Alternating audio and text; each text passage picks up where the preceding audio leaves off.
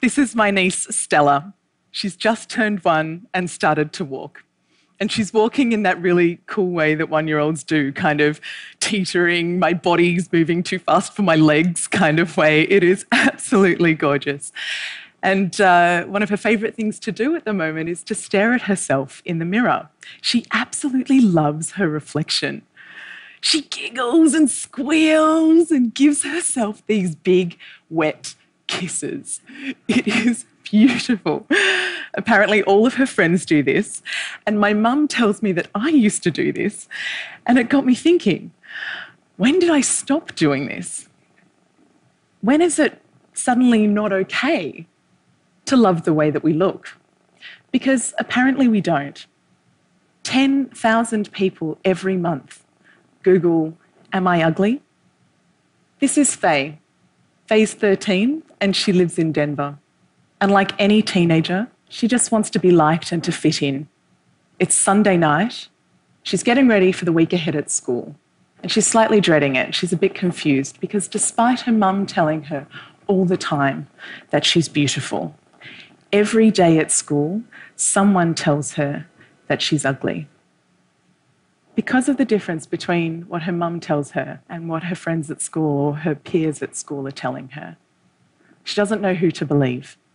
So she takes a video of herself, she posts it to YouTube, and she asks people to please leave a comment. Am I pretty or am I ugly?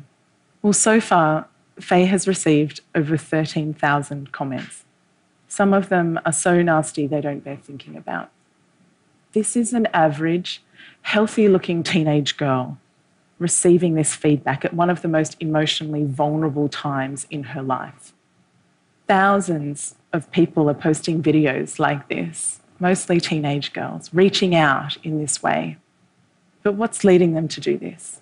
Well, today's teenagers are rarely alone. They're under pressure to be online and available at all times. Talking, messaging, liking, commenting, sharing, posting, it never ends.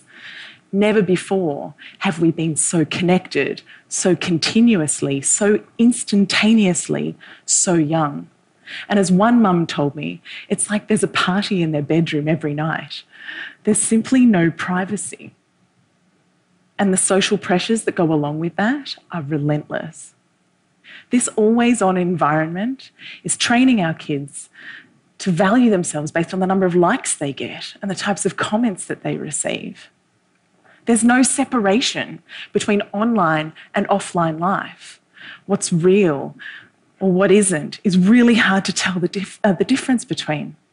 And it's also really hard to tell the difference between what's authentic and what's digitally manipulated. What's a highlight in someone's life versus what's normal in the context of every day. And where are they looking to for inspiration?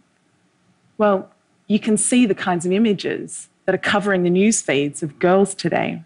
Size 0 models still dominate our catwalks. Airbrushing is now routine. And trends like Thinspiration, Thigh Gap, Bikini Bridge and Pro-Ana. For those who don't know, Pro-Ana means pro-anorexia. These trends are teamed with the stereotyping and flagrant objectification of women in today's popular culture. It is not hard to see what girls are benchmarking themselves against. But boys are not immune to this either, aspiring to the chiselled jawlines and ripped six-packs of superhero-like sports stars and Playboy music artists. But what's the problem with all of this? Well, surely we want our kids to grow up as healthy, well-balanced individuals.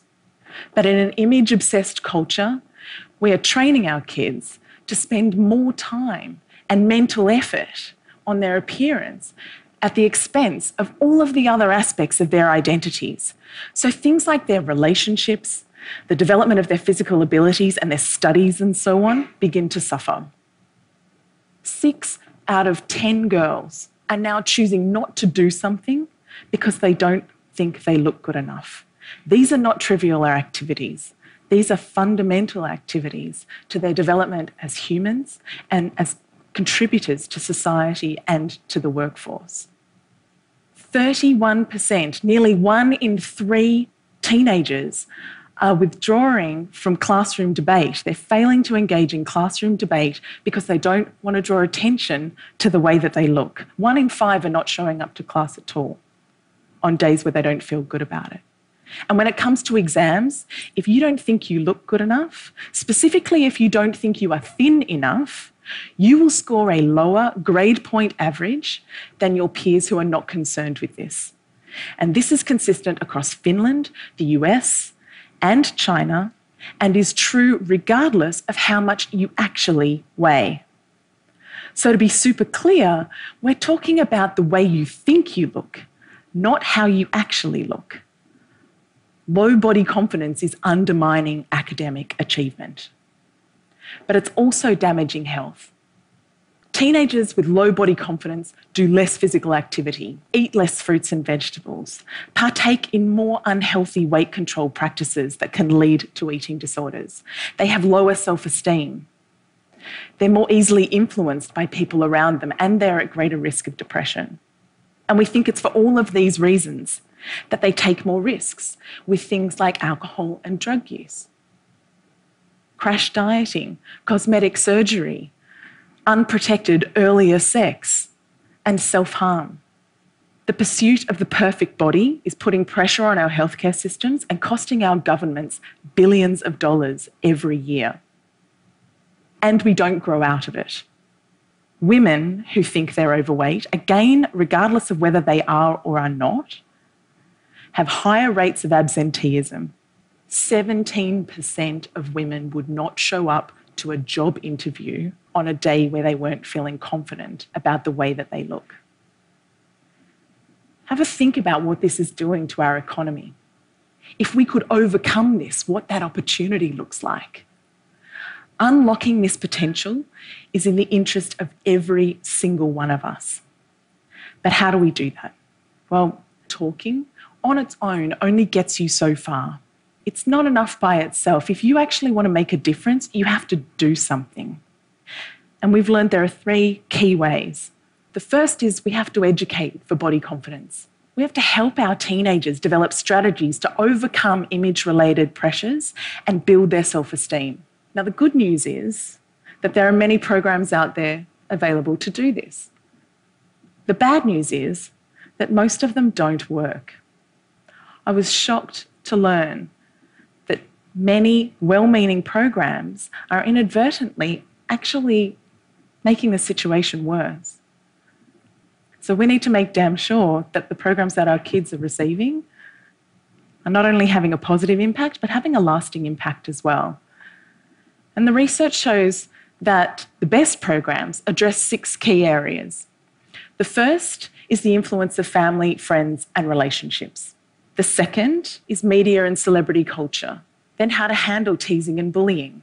The way we compete and compare with one another based on looks. Talking about appearance. Some people call this body talk or fat talk.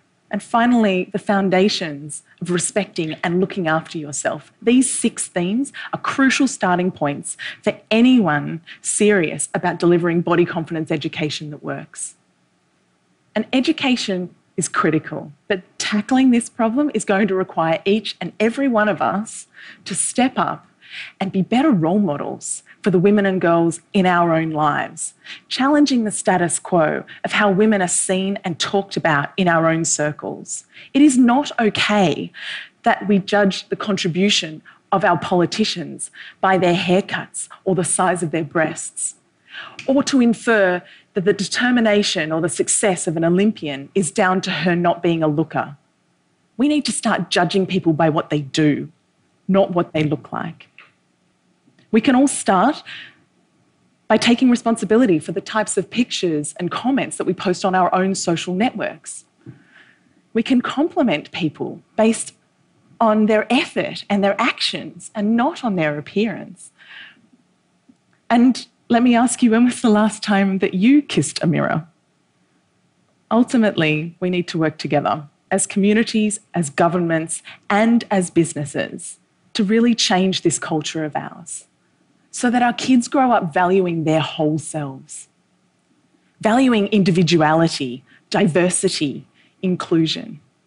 We need to put the people that are making a real difference on our pedestals, making a difference in the real world, giving them the airtime, because only then will we create a different world, a world where our kids are free to become the best version of themselves, where the way they think they look never holds them back from being who they are or achieving what they want in life. Think about what this might mean for someone in your life.